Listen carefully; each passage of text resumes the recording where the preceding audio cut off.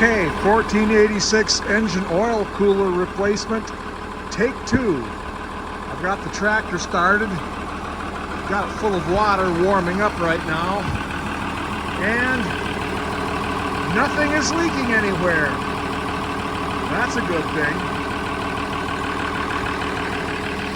So I'm going to let it warm up and start circulating. Then I will dump my Cascade dishwasher liquid, dishwasher detergent into it and see what happens. So I'm afraid I've fallen victim to the long as I'm at it here. I knew that the cooling system would be drained, so I thought, well, long as I'm at it would be a good time to pull the hood off and put new radiator hoses on it. And of course I pulled the hood off and discovered that I have an exhaust leak. The muffler is going bad right in there around the inlet. So, well, I've got the hood off, so long as I'm at it, it'd be a good time to put new muffler on here. So, and before anyone suggests doing a muffler delete, no, I want a muffler, so I'll probably get a new muffler sometime in the very near future, a new exhaust clamp, a new elbow there. So yeah, as long as I'm at it, so we'll get you every time. Okay, I had it circulating for about a half hour. Just shut it off a couple minutes ago, so let's see what it looks like.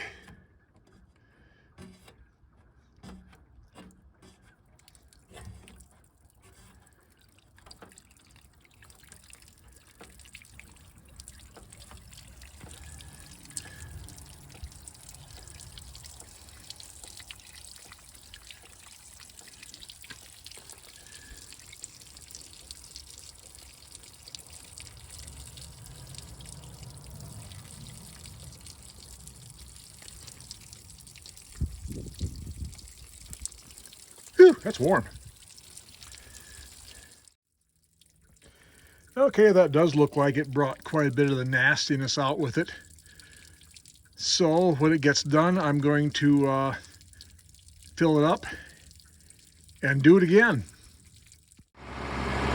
Okay, second round of Cascade circulating through it right now. I'm going to let that keep circulating for about another 20 minutes or so. Then I'll drain it out and flush it with water. And if the water comes out clean, I'll probably go ahead and change my radiator hoses out and put the fresh antifreeze in it. I also have another new coolant filter to put on there when I put before I put the regular antifreeze coolant in. And just as an aside, the temperature outside is in the low 50s today, which, needless to say, is unusually warm for December. Okay, I've filled it up and emptied it out twice with clean water. Probably didn't need to do it twice because the first time it came out just this clean. I just did it twice because it seemed like a good idea. So when this gets emptied out, I'm going to switch out and put my new radiator hoses on, put on my new coolant filter, and then fill it up with the antifreeze coolant. So it should be good then.